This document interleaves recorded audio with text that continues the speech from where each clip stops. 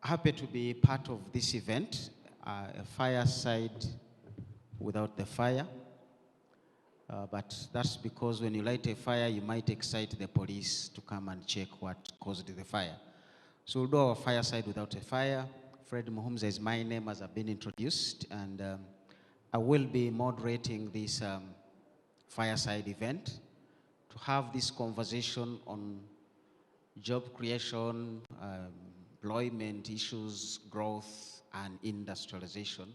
And want to thank the organizers of this meeting for making this possible, that we can have such a conversation in a not even in a COVID era. I'm going to invite Dmitry, wherever he is. He will tell us to open us this session without any question from me. And then, so he will tell us what he wants to say, and then I'll begin my questions with him. As has been indicated, I'll introduce the rest of the panel after Dmitry. Dmitry, you have the skies. I thought it was the floor, but it looks like it is the skies. Proceed. Thank you. Thank you so much for this introduction, Fred. It's a pleasure to be with you at this event. I hope you've had very productive discussions in the morning. I think, however, Fred, you are not quite right saying that there is no fire.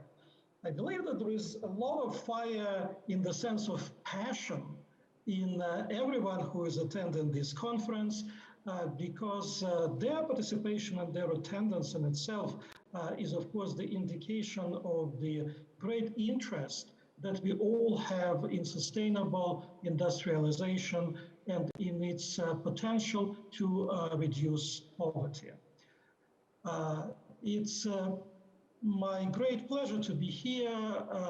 The Mkutano company and the series of Mkutano conferences and policy dialogues is one area where we have been cooperating very successfully for a number of years, and we believe that this is one of the more prominent events in the economic life of the country that brings together various great minds and people really passionate about development of Uganda.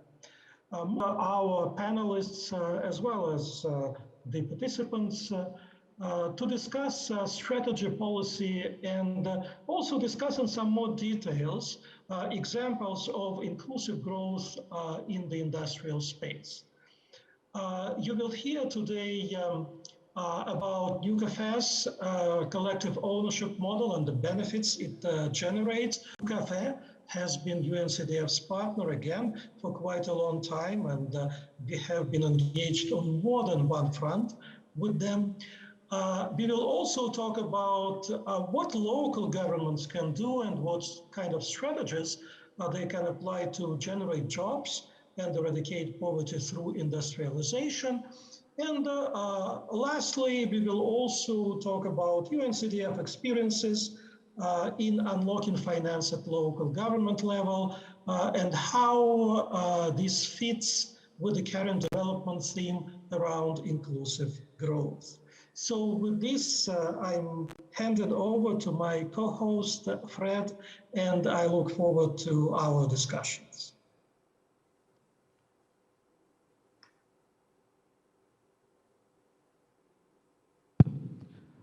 Thank you Fred, very over much. to you. Thank you very much, Dmitry. I will be inviting one panelist at a time so that I don't strain them, but also do not get into the violation of the SOPs. We want to have a nice conversation up here. But I want to first get back to Dmitry before I let him go, to really ask him to give us a brief on where he sits in the United Nations in terms of what has been the experience of jobs related to industry in this COVID era, where you sit and what you have gone through, what you have read, what people have told you. What has been the experience of industrialization and jobs creation in the time of COVID? Over to you, Dmitry.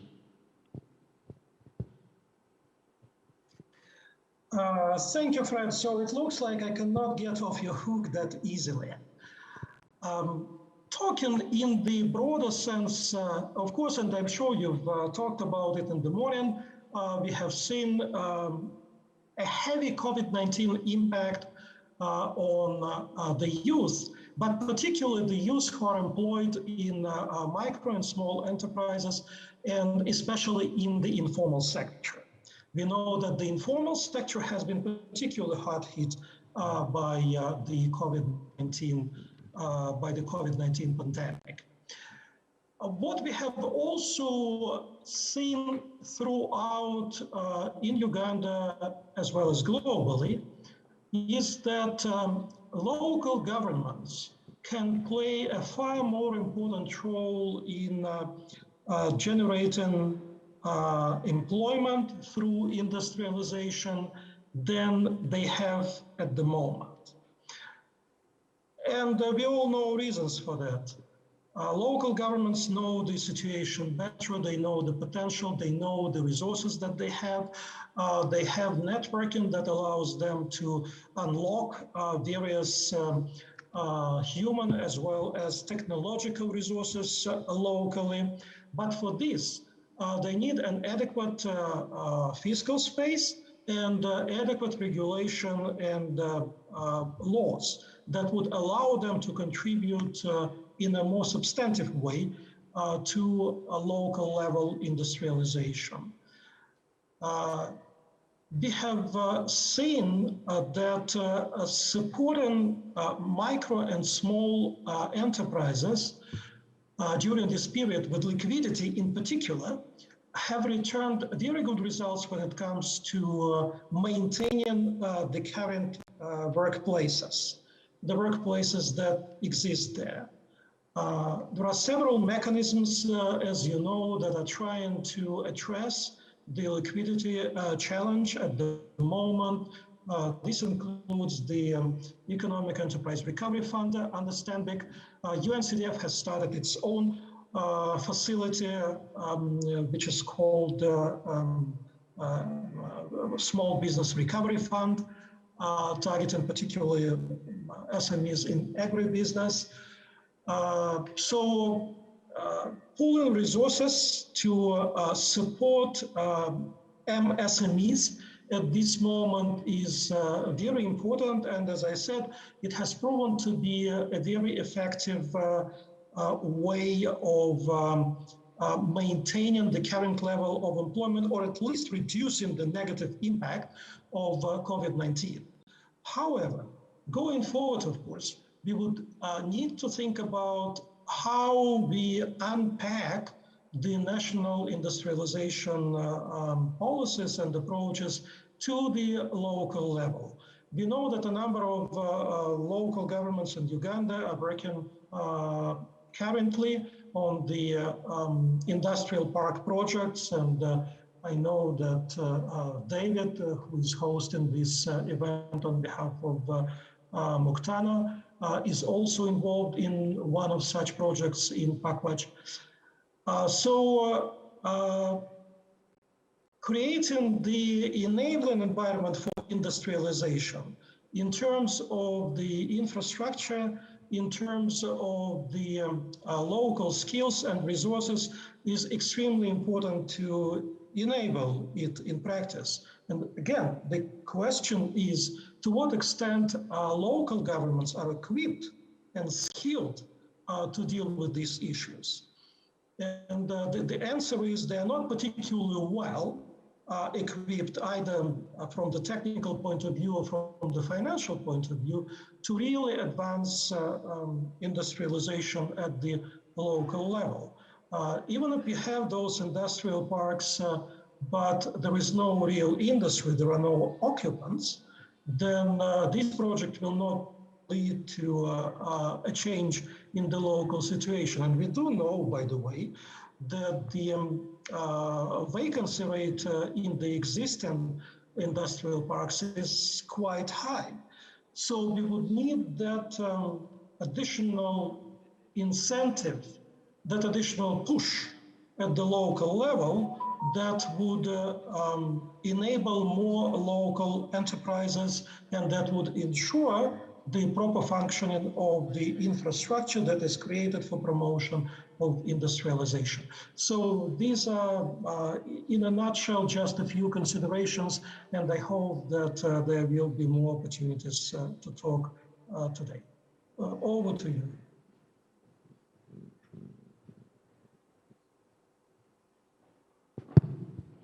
Thank you very much for that input into this fireside conversation. I want to invite one of my other panelists, who is Joseph NKANDU, I guess that's the name. He's physically in the house, so he will have to take a seat next to me.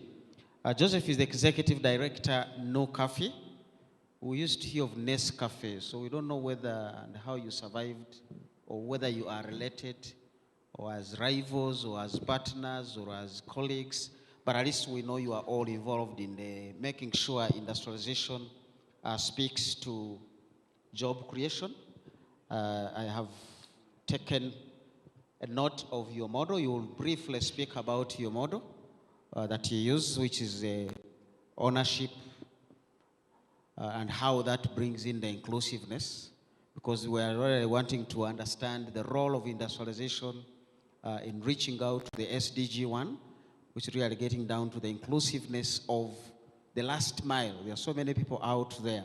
So tell us briefly about your model and about the subject matter on how you relate with inclusiveness and jobs with industrialization.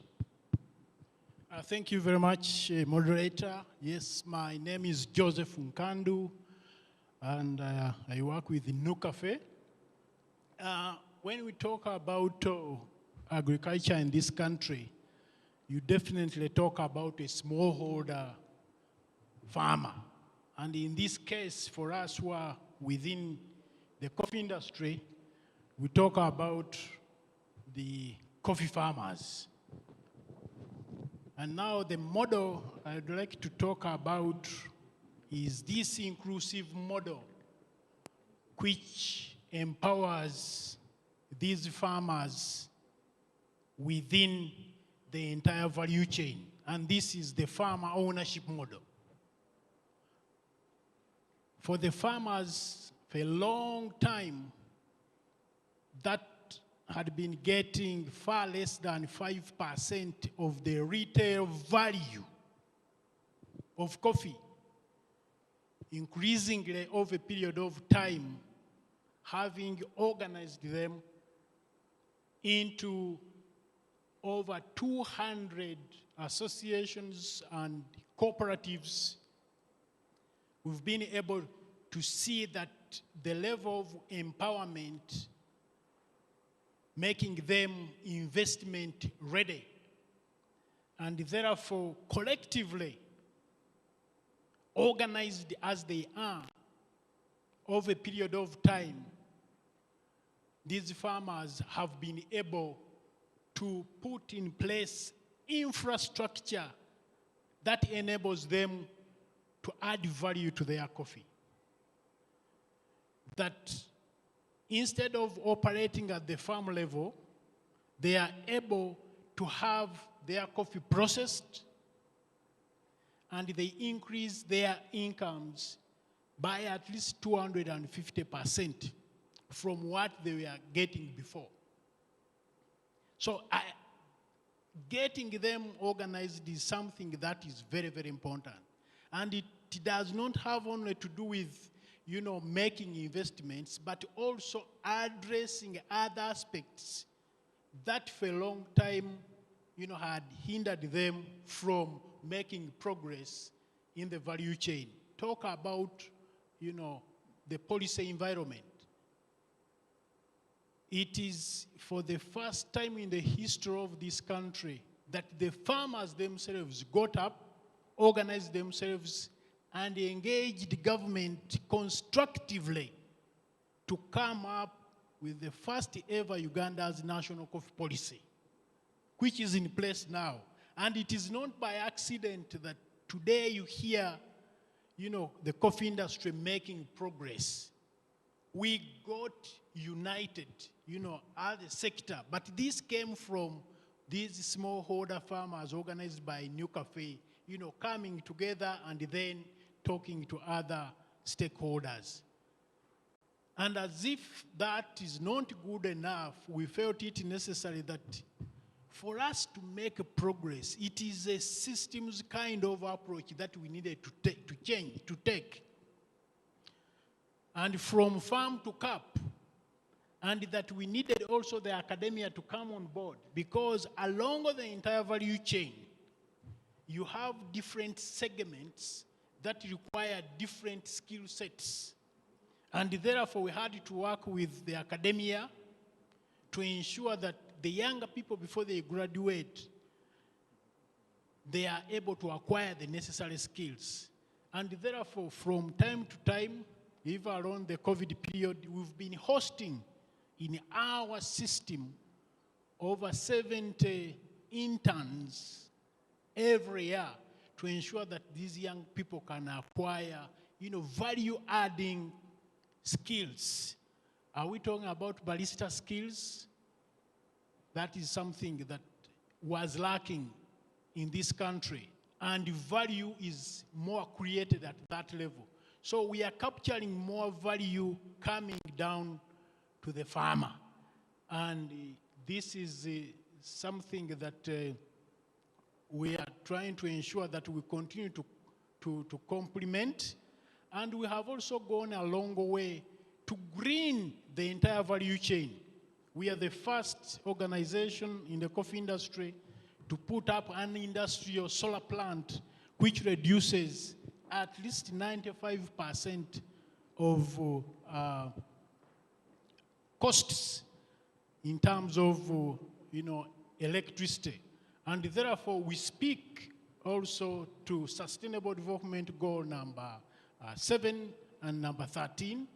And besides that, we speak to industrialization, we speak to poverty eradication.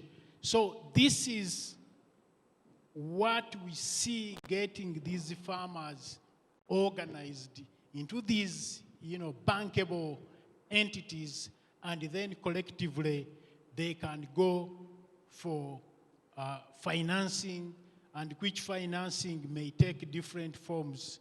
We can say blended, form of financing.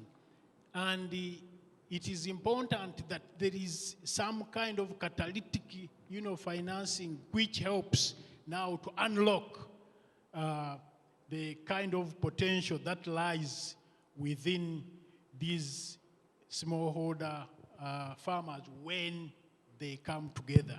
And this is an area that UNCDF, played a very, very important role to ensure that we can get access to financing in addition to other forms of financing that we are looking for.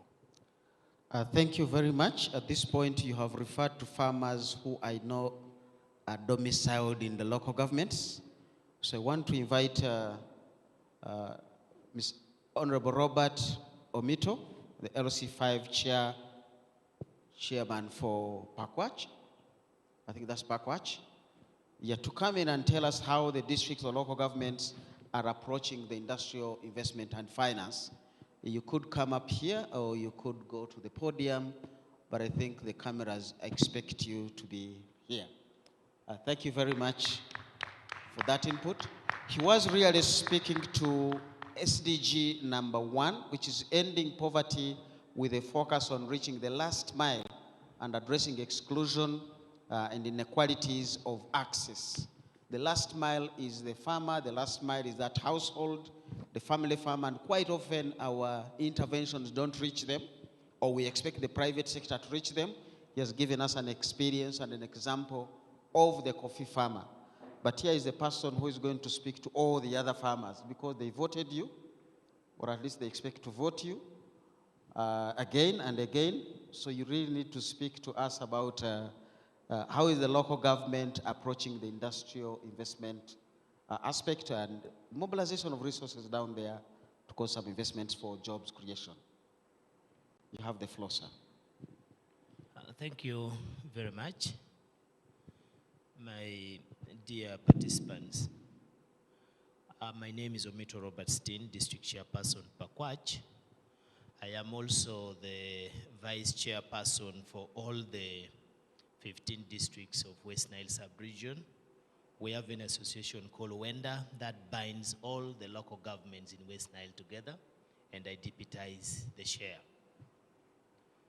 For us, as local government, more especially in West Nile, we embrace the industrialization agenda that the government of Uganda is championing.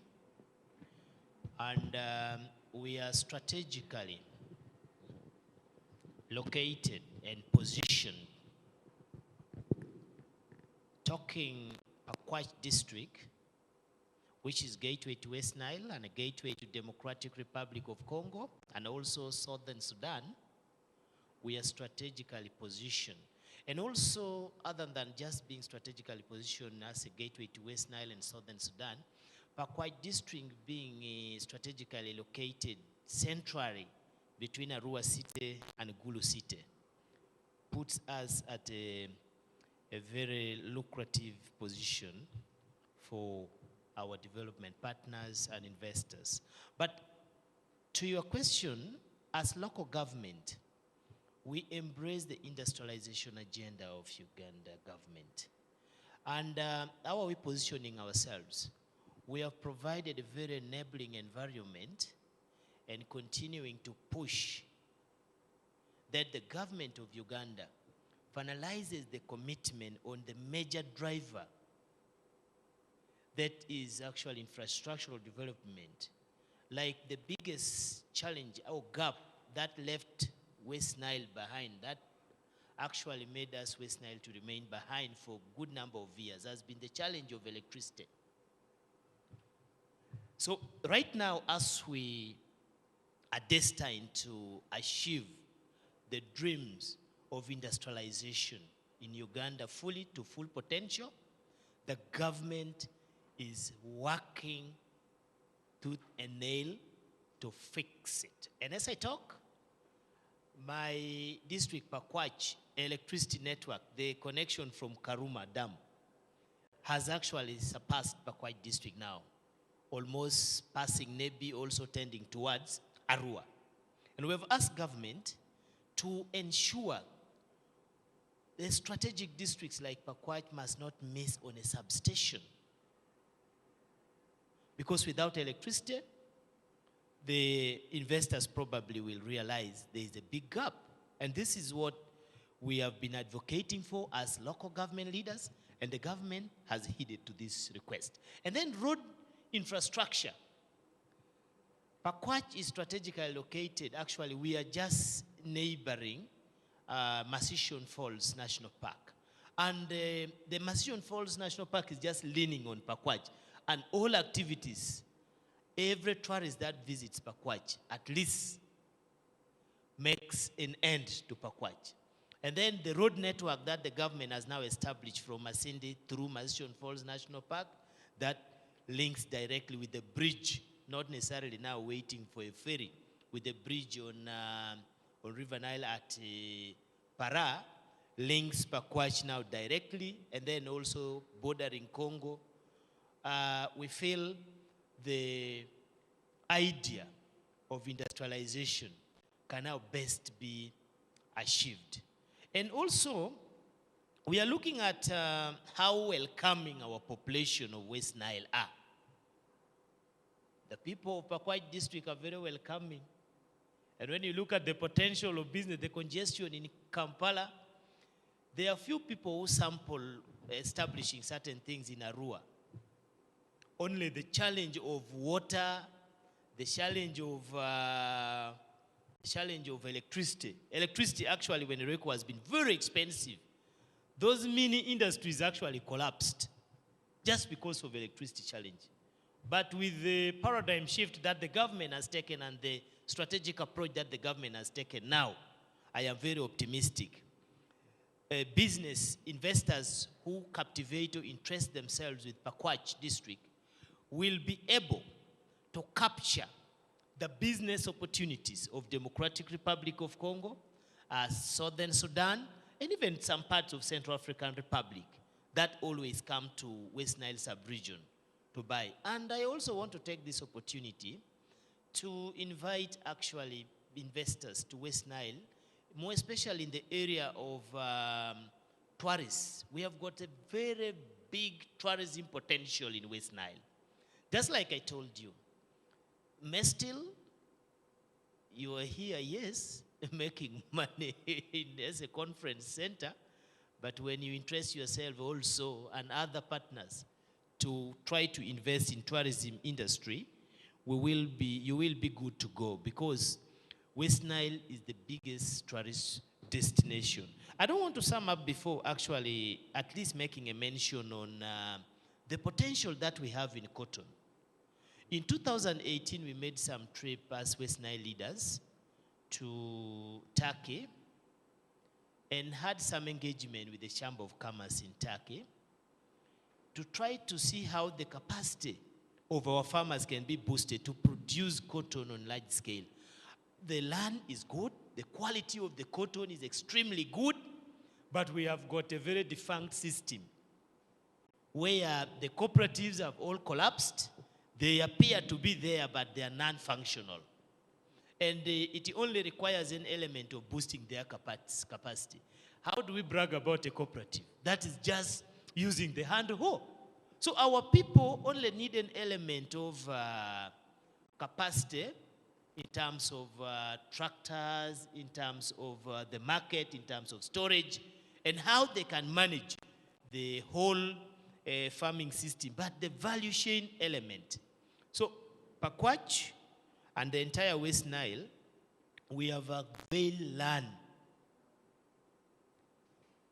The government of Uganda actually asked Pakwach, having marketed Pakwach with all this I have said, I told government in 2017 when we commenced as a district, that we could be able to host some of these key ventures. And the government was like, okay, can you identify, say, 500 acres of land? And then the dream of the government to establish 4 regional science and technology industrial park for northern Uganda can be implemented in Pakwach. And we have gone much, close to 70% in handling that, with the first green industrial park feasibility study, the design, and that stage has gone to some stage already, which has been fully contracted by European Union, I think through the support of GGI, and they contracted, I think, Mott McDonald, with which we have been engaging, that involve also so many MDAs within the government sector. And that's the background upon which we feel, as local government, we have prepared the way. We only now need development partners, we only need now investors to come in. The government, to some extent, has heeded to some of the challenges that we have been facing time immemorial. And we believe we are good to go industrialization. Thank you. Thank you very much. You've heard of the opportunities at the local government level and the partnership that government has done its part. Thank you very much, Honorable, for that insightful input. Dmitry, as we close this session, 2 minutes back to you. How do we unlock public and private finance for the local governments? The Honorable Chairperson, he has mentioned quite a lot of requirements that need to go down there. You have been with the UNCDF, and I know the passion of UNCDF in financing local governments. The last 2 minutes are going to you. You have the floor. Thank you so much, Fred. First of all, I would like to stress one thing, that industrialization by itself is not a panacea. It needs to be implemented in a smart way, and also, you remember we were talking about pro-poor development. It has gone out of fashion somehow, but what I would like to stress, we also need to keep in mind this pro-poor element in industrialization, because industrialization by definition, as you all know, is capital intensive and not as much labor intensive as non-industrialized enterprises, meaning that potentially it may create less employment. However, what also very clearly emerged in today's discussion is the importance of backward and forward linkages around some industrial facilities, and those linkages extend to primary production, like, for example, agricultural production. They extend to services, in the case of tourist industry, or to construction, and so on and so forth. Now, moving to the issue of finance. I believe it's very important that we establish functioning blended finance mechanisms that would allow to de-risk private investments, in addition to the conditions that we have been talking about. Businesses to come is not enough. They need to be enticed, if you wish, and they need to be sufficiently confident about the safety of their investment. For this, we do need those blended facilities that would bring together concessional development capital as well as private investments. In a number of countries, there exist, for example, specialized investment vehicles that facilitate public-private partnerships between local governments and the private sector. Those special purpose vehicles provide technical assistance in terms of feasibility development, in terms of financial structuring, and also extending some credit enhancement and de-risking measures with the support of development partners. And then local governments become part of such joint ventures, of such partnerships with the private sector, whether local or probably coming from the national level. And by this, they manage to leverage additional capital for their development. This is one way how we can improve industrialization at the local level. But let me stress the point that I made in the beginning. For this, of course, we need an adequate legal and regulatory framework for local governments. Over.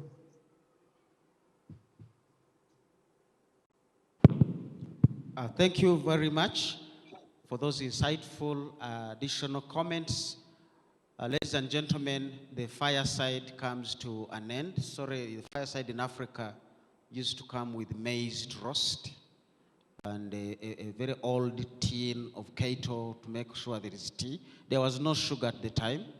Maybe the moderator, the session chair, will provide some of those additionals. I want to thank you very much for being part of the fireside conversation, and I want to believe we have learned a thing or two about SDG 1, dealing with the last mile to make sure the real households are included in the industrialization agenda for job creation, but also making sure we are raising adequate financing for those developments to happen at the local level. We cannot have all the industries in Kampala, Mukono, and the Wakiso belt. We need to see industries in Pakwach, industries in Moroto, industries in Buikwe, so that people can stay there and they don't have to come here and bring different challenges. That will require financing, that will require partnership. And talking about partnerships, I want to strengthen my partnership with the session moderator. Over to you, sir. Thank you very much. A big hand clap for Dr. Fred MUHUMUZA. Thank you very much, Dr.